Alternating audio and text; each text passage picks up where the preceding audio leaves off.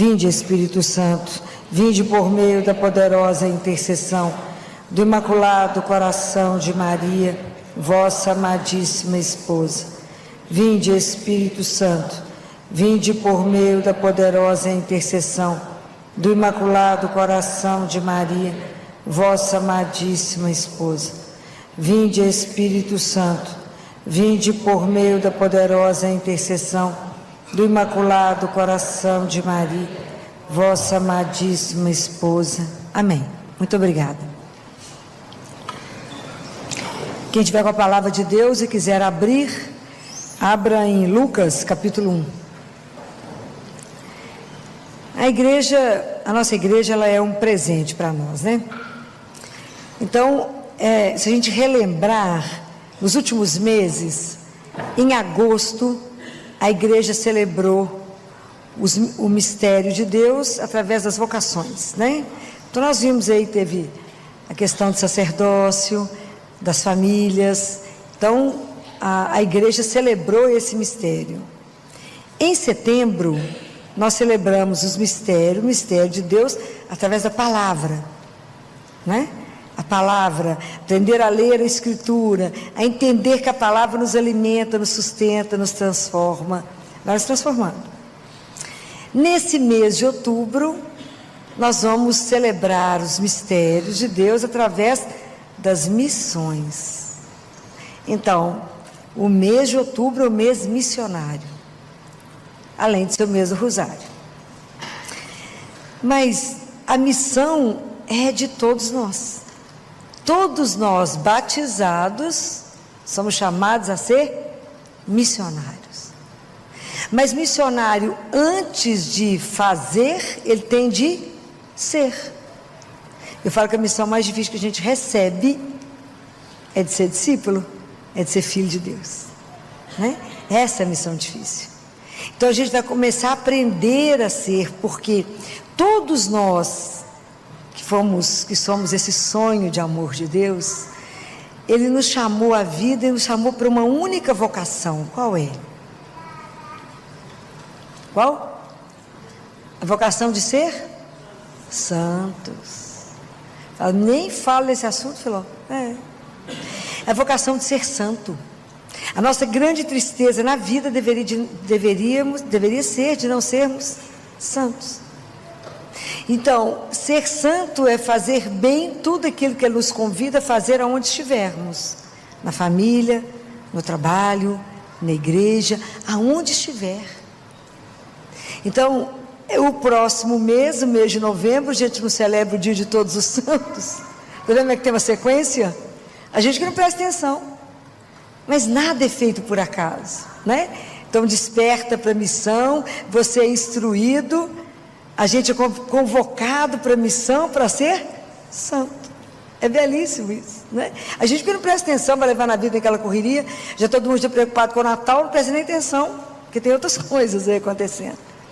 Então é lindo como é que a gente precisa se formar pela palavra, como é que a gente precisa ter instrução no sentido de que eu tenho que escutar, aprender, ser transformado para ensinar, porque eu não posso dar aquilo que eu não tenho.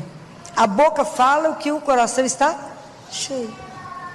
Então isso que nós temos que aprender. Por que nós vamos lendo essa palavra? Então Lucas, né, eu pedi que abrissem Lucas capítulo 1, porque Lucas descreve o perfil exatinho do discípulo. Exatinho. E o discípulo de Jesus, assim, como modelo, como pode, que agrada a Deus, tem uma pessoa descrita que é o modelo perfeito do discipulado. Vocês conseguem arriscar quem seja? Quem é o modelo que nós vamos seguir os passos? Nós vamos aprender a ser discípulo com essa pessoa. Vocês têm noção? Não? Quem foi o primeiro discípulo de Jesus? Maria, muito bem. Primeiro discípulo de Jesus foi Maria. Então nós vamos seguir os passos de Maria. Se a gente acompanhar a Bíblia, Maria falou 7 vezes. O povo fala pouquinho econômico, né, gente? Econômico. Então nós vamos escutar as 7 palavras de Nossa Senhora, para ver o que nós vamos tirar dessas palavras para o nosso caminhar, ok? Então, a primeira palavra de Nossa Senhora, Lucas capítulo 1, se vocês quiserem marcar, vai estar no versículo 14, mentira, 34. Quando o anjo anuncia a Maria que ela vai ser mãe do Filho do Altíssimo. Então Maria disse ao anjo: como é que vai ser isso se eu não conheço homem algum? Como é que vai ser isso? Como é que eu vou ser missionária? Como é que vai ser isso? Então, atrás dessa frase existe um diálogo, ok? É uma conversa. Para que a gente possa fazer a nossa caminhada espiritual de ser discípulo, nós também temos que ter um diálogo. Dialogar, isso significa oração, rezar. Diálogo, encontro, oração, encontro, onde tem eu e Jesus. É um encontro, onde um fala e o outro escuta, onde o outro fala e eu escuto. Então nós vamos caminhar para poder aprender a conversar, aprender a rezar, aprender a ver qual é o papel da oração na nossa vida. Quanto tempo a gente tem gasto com a oração na nossa vida? Porque às vezes a gente tem resumido a nossa vida com a oração, às vezes de vir aqui, ou de rezar só o terço, mas a nossa vida tem que incluir, a nossa vida de missionário, de ser santo, tem que incluir a leitura da palavra, meditar a palavra, eu tenho que adorar, eu tenho que, se possível, Eucaristia diária, e isso é um trabalho, porque senão eu vou dar o quê? Nada, né? Então nós precisamos de aprender esse momento da oração, o quanto essa oração pode ir nos transformando primeiro.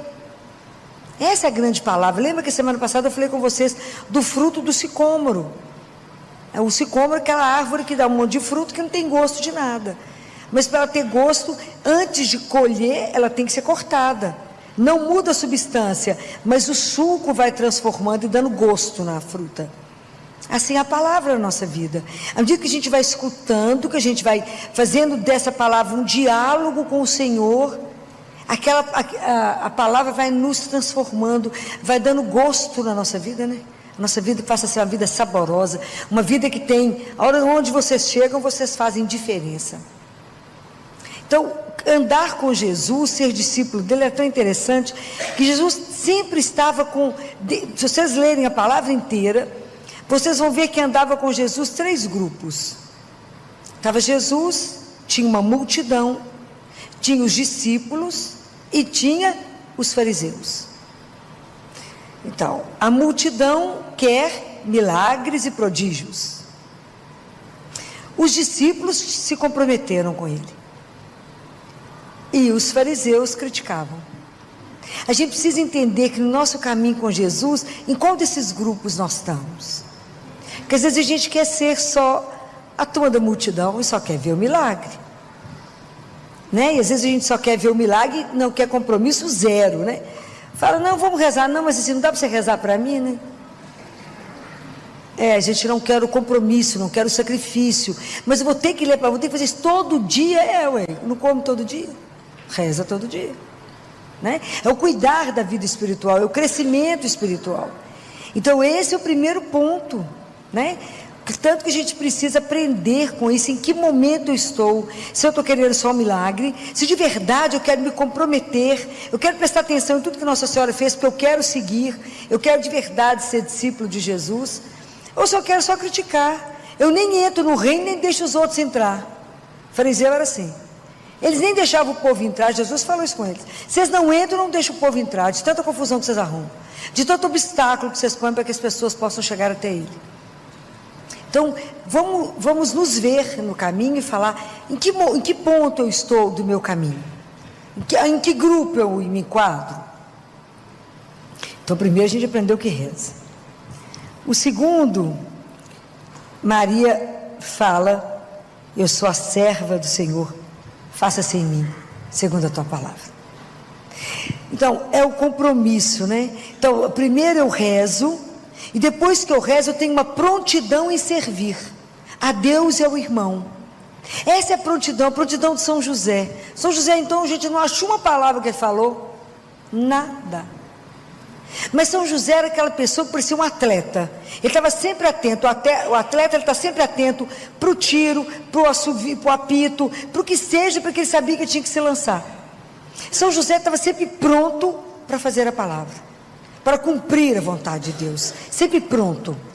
Maria também, aquela prontidão. Você imagina, ela era uma menina de uns 13 anos, escuta isso e fala: eis aqui a serva do Senhor, faça-se em mim segundo a tua palavra. Isso não é brinquedo, não. Porque a gente, quando vai se entregar a Deus, a gente põe um monte de senão para Ele, ainda enche um. Então eu vou fazer um contrato. Então eu faço isso desde que o Senhor. Qual o requisito que ela pôs aqui para Ele? Nenhum. Imagina, era uma menina, ia ficar grávida do Filho do Altíssimo.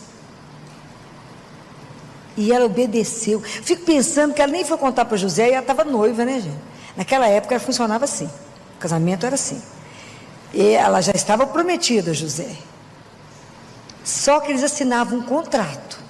Quando que Maria ia para a casa de José? Depois que ele construísse a casa, igualzinho hoje o povo começa a namorar, já vai para a casa do moço, já leva tudo. Fala: menino, mas você acabou de conhecer ele. Não, já foi para lá.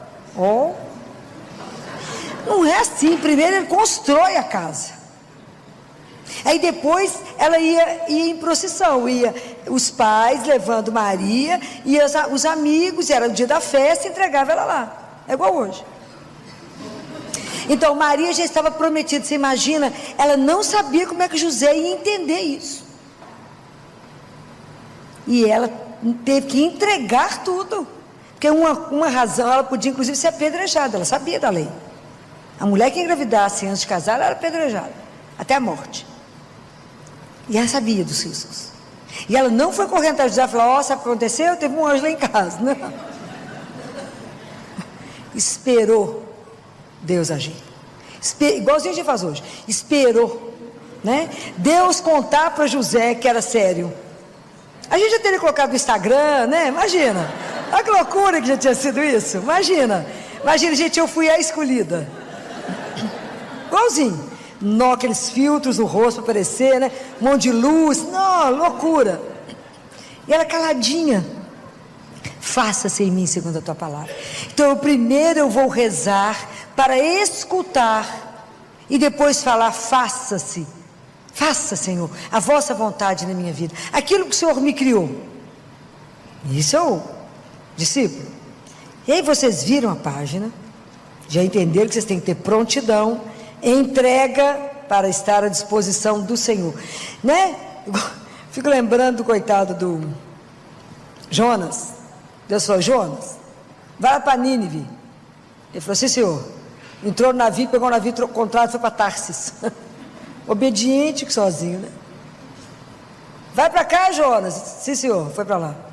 Aí Deus pegou ele e falou: volta para cá, comandei, para cá. Fica na baleia, agora te cospe lá, agora fala. É assim. E a gente tema, né?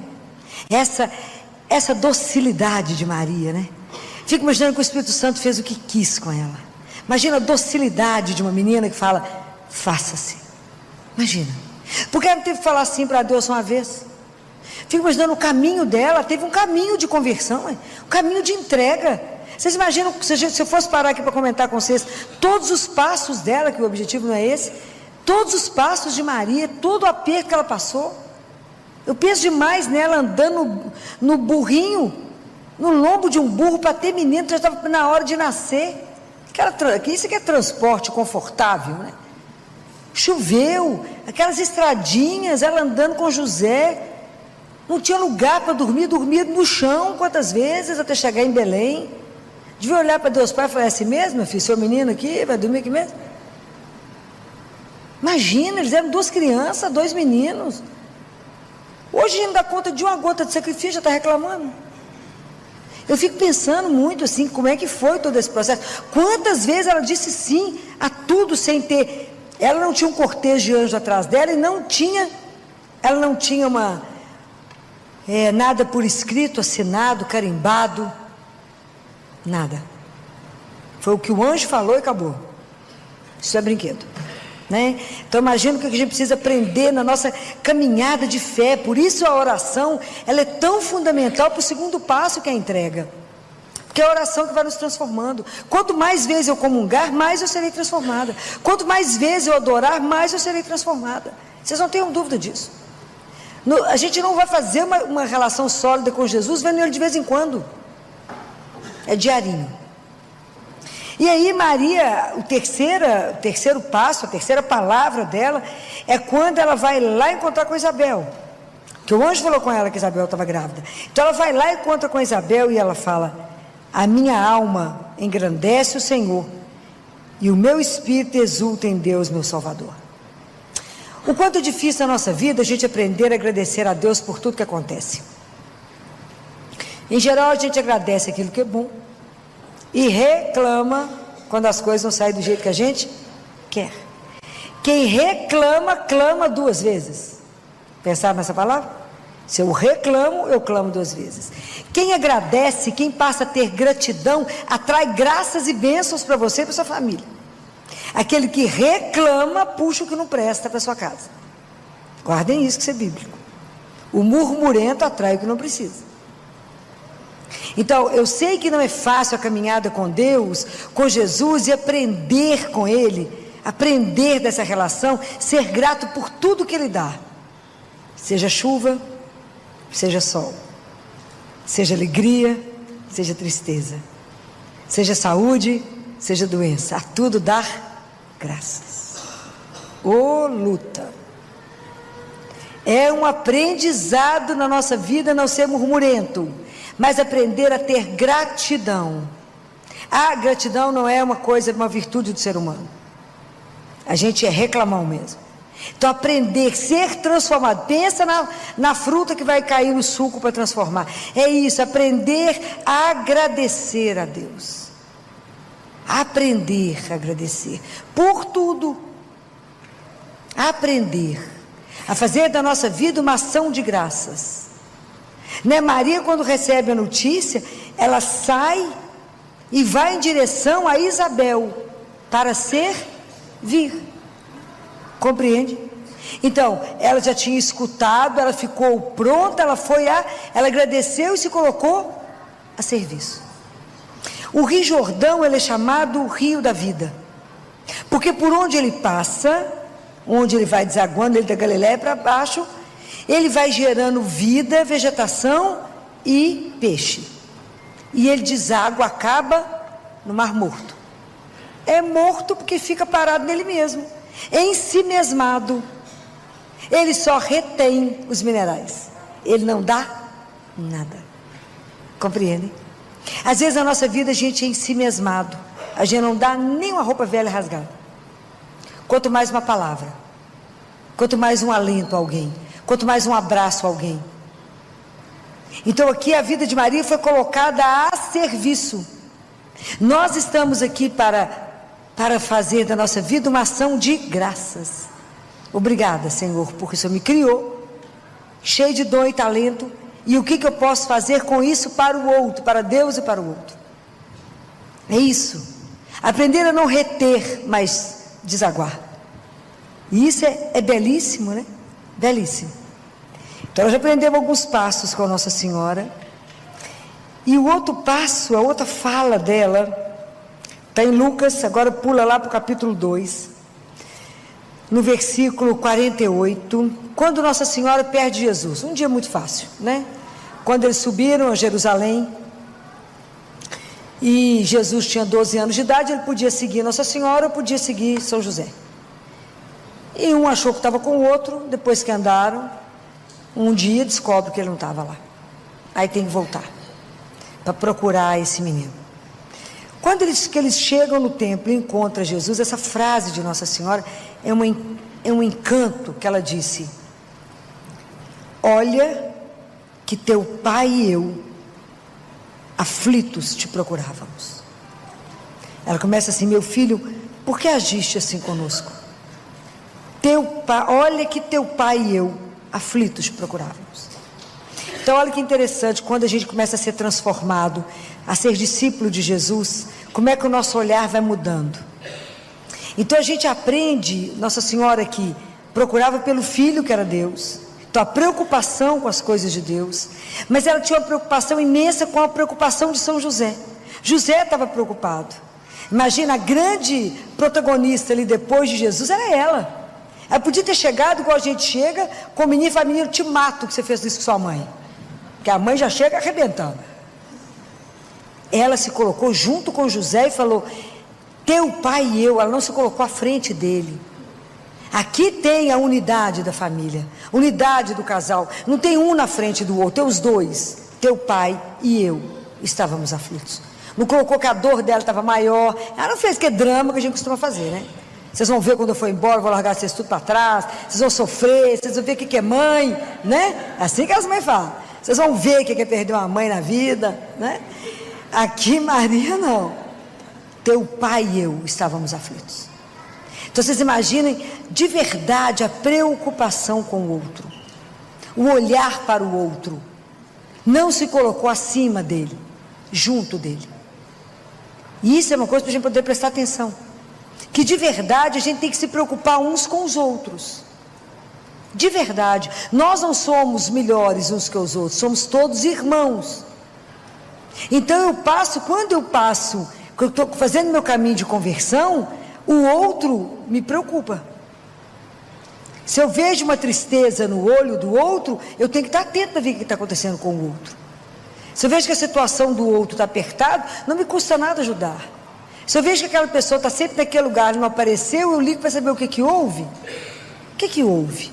Ou então eu vou lá e falo: o que está acontecendo que você não foi? Está precisando de alguma ajuda? Está doente? Precisa... A gente se preocupa a gente muda o olhar, né, pela sensibilidade de ver o outro. Então nós já aprendemos muita coisa aqui. Aí agora vocês vão lá para João. No Evangelho de João, no capítulo 2, lá nas bodas de Caná, Nossa Senhora, com um olhar atento ao outro, chega perto de Jesus e fala com ele assim: eles não têm mais vinho. Então, quando a gente passa a ter um olhar para o outro, a gente é capaz de se comprometer de verdade. E aqui a gente precisa aprender, quando a gente se compromete inclusive com a oração. Essa família não tem mais vinho, elas não têm mais alegria, elas não têm mais disposição de viver, essa família está em crise, essa família está prestes a separar. O que está acontecendo com o outro? Eles não têm mais vinho. Como é que eu faço para ajudar o outro? Eu posso rezar pelo outro. Afinal, mas só rezar? Às vezes a gente está diante de alguma situação e fala assim: isso aqui é uma situação de impotência. Vocês imaginam? Tinha uma festa imensa acontecendo, um casamento, e o vinho acaba. É igual a gente vê situações que você se sente impotente e fala assim: mas o que eu posso fazer? Eu posso rezar pelo outro. Fala: mas só rezar? Ah, mas a gente não tem dimensão que a força da oração transforma e pode mudar a vida do outro. Então, a gente vê alguém sofrendo e fala assim com o outro: pode ficar tranquilo que eu vou rezar por você. Mentira, que a grande maioria das vezes já não reza. Estou falando alguma mentira aqui, gente? Estou rezando demais para você. Mentira, mal rezou uma Ave Maria. Mas a gente precisa de verdade se comprometer. Porque é claro que se eu pego alguém doente e vou rezar por ele, claro que eu quero um milagre, quero que alguma graça especial aconteça, mas aquela graça pode não acontecer. Então eu fico lembrando muito de Padre Léo, que quando ele descobriu o câncer, o Brasil inteiro rezou por Padre Léo. E aí, quando ele estava muito, já fase terminal, que já estava no paliativo, ele fala: o Brasil inteiro rezou por mim, mas Deus não me curou no físico, porque eu sou terrível, minha alma é custosa, mas Deus curou a minha alma e me salvou. Então às vezes a gente quer a cura física, mas mais importante que a cura física é a salvação da alma de alguém. Hoje em dia a coisa que mais me preocupa é a salvação, é ter o direito de ir para o céu. Então quando lá no CTI, recentemente eles ligaram no domingo que uma criança estava para morrer e precisava do batismo, Falei com a médica que estava de plantão, falei, Juliana,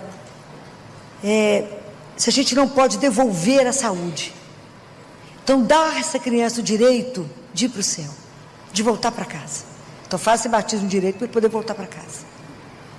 Então isso é importantíssimo. A minha oração pode mudar a trajetória do outro. Mas é minha oração simples? Sim, é minha oração. Do jeito que eu sei, eu falo ajoelho e falo, Senhor, de verdade se importe com o outro. De verdade se interesse pelo outro. Santo Agostinho, num dos discursos dele, da hora da morte de Estevão, lembra quando Estevão foi apedrejado, foi o primeiro mártir, né? Que eles estão apedrejando Pedro, Paulo estava assistindo, que naquele momento ele era Saulo, lembra? Que matava, que os cristãos arrepiavam com Saulo, e Saulo estava assistindo a morte de Estevão. Ele não estava jogando pedra, mas ele estava assistindo a morte, e naquele momento Estevão reza e fala, pede perdão a Deus por eles e fala, Pai, perdoa, eles não sabem o que fazem. Santo Agostinho fala que essa oração de Estevão salvou a vida de Paulo, fez Saulo se transformar em Paulo, que essa oração dele foi importante. Se vocês já leram a vida de Glória Polo, quando ela é queimada por um raio, quando ela está diante de Jesus analisando a vida dela, Jesus fala com ela, sabe por que eu vou te dar a chance de voltar, Glória? Por causa desse irmão aqui, um homem simples da roça, que foi numa vendinha da roça comprar mantimentos, e o dono da venda embala os produtos com o jornal, e que o acidente dela tinha sido a primeira página do jornal. Quando ele vê o acidente, ele ajoelha e fala, meu pai, a minha irmãzinha, cuida da minha irmãzinha. Então ele fala, olha Glória, a oração simples desse homem justo, piedoso, te dará a chance de voltar. Então não duvidem, a gente precisa se preocupar, eu não sei rezar, é a intenção do seu coração, quando você se preocupa de verdade com o outro e fala, Senhor, cuida do meu irmão, dá uma chance para ele. Essa missão é nossa, nós somos missionários, a gente tem que ajudar os outros na oração, nós temos que ajudar aqueles que estão desanimados, perderam o ânimo, aqueles que estão caídos no caminho, ajuda, coragem, coloca de pé, fala, vamos. E às vezes a nossa oração simples, mas profunda de coração, pode mudar o outro. E aqui nas bodas de Caná, Nossa Senhora também fala uma outra coisa tão simples, né, gente? Tão simples essa palavrinha dela. Ela fala assim, fazei tudo o que ele vos disser. Coisa simples. Simples demais, porque São Bento, se alguém aqui é adepto de São Bento, gosta de ler as coisas de São Bento me encanta. E a primeira regra de São Bento é assim, filho, escuta o mestre. Simples assim. Porque o escutar está relacionado com obedecer. Essa é a questão. Porque eu tenho que escutar a palavra de Deus, e a palavra de Deus tem que gerar na minha vida, é uma norma de vida que eu cumpro. Eu não posso escutar a palavra de Deus e fingir que ela não falou, foi comigo. Então quando eu escuto o Senhor falar assim, não julgueis, eu não posso sair da missa, olhar alguém ali, falar mal do outro, eu acabei de escutar. Enquanto essa palavra não virou regra para mim, ela não me transformou, não está servindo nada no meu caminho. Então não julgueis. Então quando eu escuto, então primeiro escuta, abre o seu ouvido para ouvir, não esse ouvido, o do coração, aprender a ouvir. E a última palavra do manual de São Bento é, chegarás. Quem não escuta não vai chegar. Aonde? Nós estamos a caminho, né? Nós já falamos muito sobre isso. A gente vem do amor e voltamos para o amor. Então eu estou a caminho com Jesus para Jerusalém. Jerusalém é lugar de morte, filó, de sofrimento. Não, é lugar de ressurreição. É para lá porque nós vamos ser transformados, nós vamos ressuscitar. Mas para me chegar à eternidade, para me chegar no céu, eu tenho que obedecer a palavra de Deus. Senão, meus queridos, não terá caminho. Então, aprender a obedecer. Como ela obedeceu, faça em mim, segundo a vossa palavra. Obedecer tudo o que escutou. Não é uma brincadeira. Então, primeiro eu tenho que aprender, fazei tudo o que ele vos disser. Quem obedece, chega. E a última palavra, vocês viram que nós já andamos essa palavra de Deus. A última palavra está em João também 19, que é quando Nossa Senhora ficou de pé diante da cruz. Ô luta! Permanecer de pé significa estar ressuscitado. É a atitude de quem ressuscita, é a atitude de quem confiou, e é a atitude de quem manteve a elegância. Eu sempre falei com vocês que Nossa Senhora é muito elegante. O que significa elegância segundo Zacarias? A elegância significa vestir as vestes da salvação, vestir-se de Deus. Imagina, Maria estava ali aos pés da cruz, olhando aquela cena que eu não sei como suportou, aquele sofrimento sem palavras, e ela permaneceu ali. Ela devia olhar e falava: não pode ser só isso aí. Gabriel falou comigo que o reino dele não ia ter fim. Ela ficou ali em silêncio, né, gente? Porque silêncio é uma palavra, né? Então ela ficou ali em silêncio, de pé, com a elegância de quem crê. Ela manteve a confiança dela incondicional em Deus. Ela não sabia de nada que ia acontecer. A ressurreição não era o que ela imaginava que podia acontecer naquele momento. E ela permaneceu de pé. Então, para a gente poder permanecer de pé nas noites escuras nossas, nas dificuldades, na hora que a vida começa a nos tirar as coisas, na hora que vai faltando todo mundo, como é que eu permaneço? Aprender dela essa confiança incondicional, essa fé inabalável que ela teve. Para isso eu preciso conhecer. Então por isso que eu começo lá de trás. Eu começo escutando a palavra de Deus, para ser formado, para poder estar pronto para servir a Deus e meu irmão, para ter olhar para ver o outro, para interceder por outro, cuidar do outro. Porque Jesus nos ensinou o caminho. Ele caiu para nos mostrar onde é que estava o caminho. Ele é o nosso caminho, né? Ele é a nossa meta, é onde nós queremos chegar. Então ser discípulo de Jesus, acompanhar os passos de Nossa Senhora, não é uma brincadeira, mas é um caminho. Esse é o caminho perfeito do discípulo. É aquele que escuta, permite ser transformado, entende que ele tem uma missão, a missão de ser santificado, permitir que a nossa vida seja santificada. À medida que Deus vai nos mandando as coisas e Ele vai trabalhando em nós, que nós temos um compromisso uns com os outros, e que cada um que encontra conosco não pode sair pior do que chegou. Lembra? Eu já falei isso para vocês, que está na palavra de Deus. Qual é a dívida que nós temos uns com os outros? É a dívida do amor. Ninguém pode sair, encontrou comigo, pode sair pior do que chegou. Essa é a nossa dívida. Então tomar atenção que estamos juntos, e que nós não vamos chegar lá no céu sozinhos, temos que levar uns aos outros, não é? Nós caminhamos juntos, nos ajudar nesse caminho, e que quando a gente chegar diante de Deus, né, quando chegar a hora da gente ir, lembre de uma coisa que eu vou dizer para vocês: Deus não vai nos julgar pelas nossas obras, Deus não vai julgar pelas coisas que fizemos, mas Deus vai avaliar os nossos esforços para conseguir ser um discípulo dele.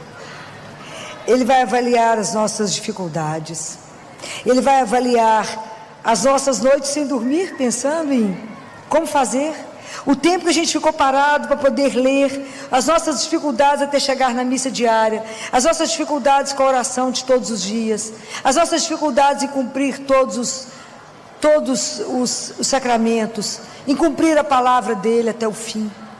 Deus vai nos avaliar pelos nossos esforços para poder ser parecido com Ele, porque ser igual a Ele é impossível.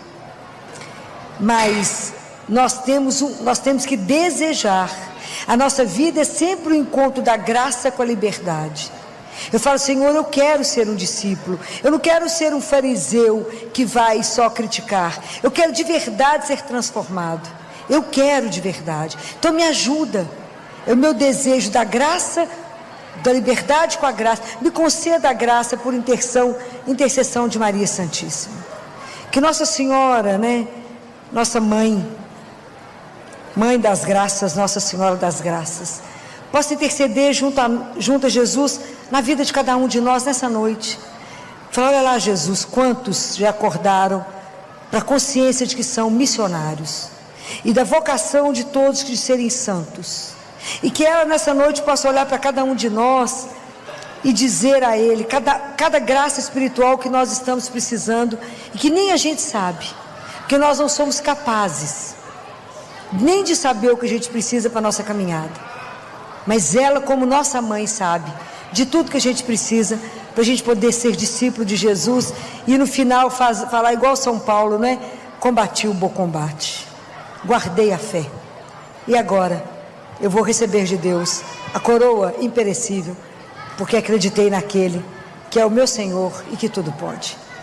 Então que a gente tenha nessa noite a coragem, a confiança, já temos um modelo, e vamos pedir a Nossa Senhora a intercessão dela na nossa vida, para nos fazer discípulos fiéis de nosso Senhor Jesus Cristo. Louvado seja aquele que nos ama, que nos conduz a cada dia e nos permite estar aqui. Louvado seja o nome de nosso Senhor Jesus Cristo. Para sempre.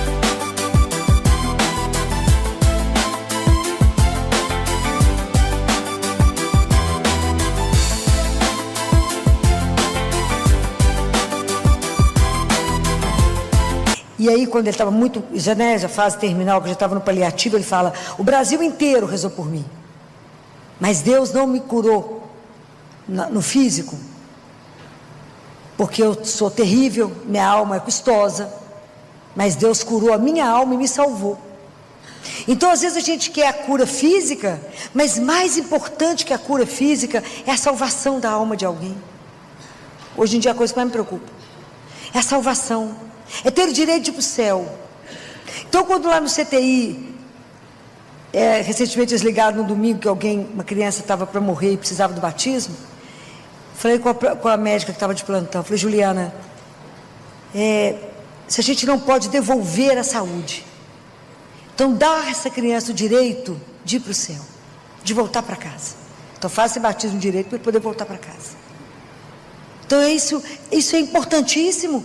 A minha oração pode mudar a trajetória do outro, mas é minha oração simples, sim, é minha oração, do jeito que eu sei. Eu falo, ajoelho e falo: Senhor, de verdade se importe com o outro, de verdade se interesse pelo outro.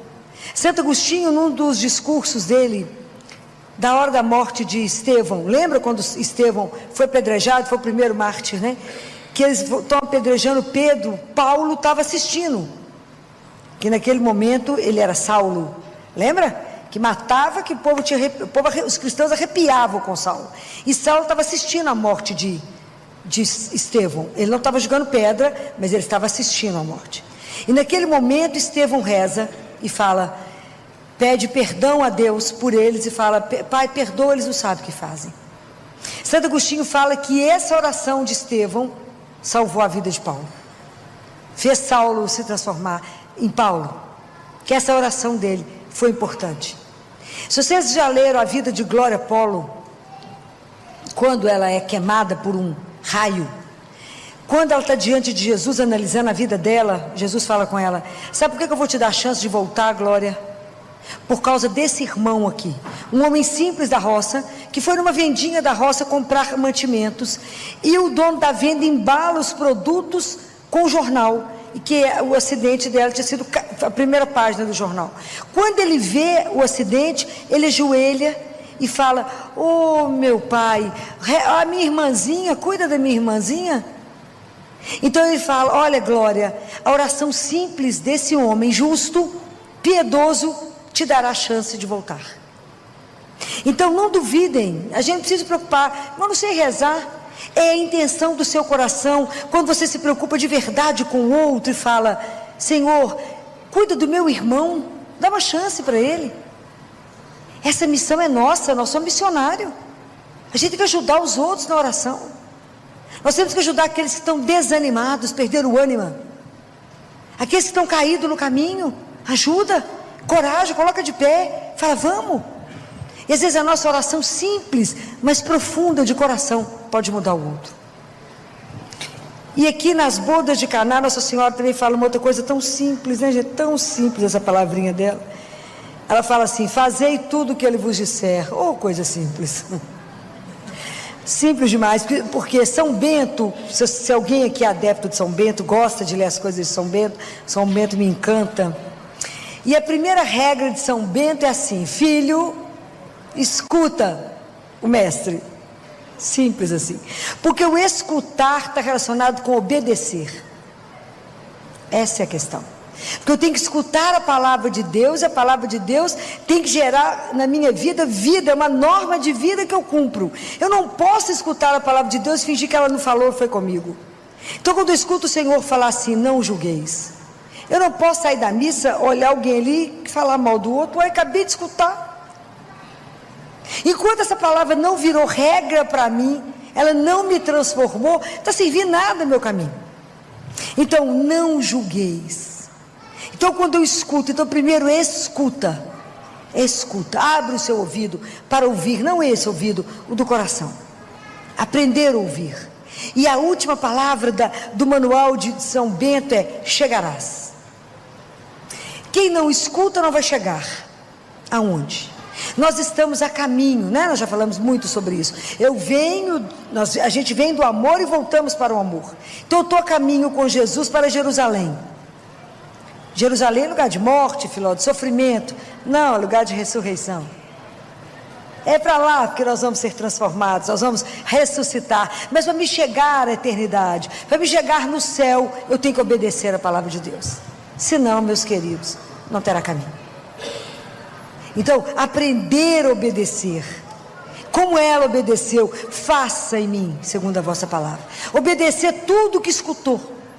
Não é uma brincadeira. Então, primeiro eu tenho que aprender, fazei tudo que ele vos disser. Quem obedece, chega.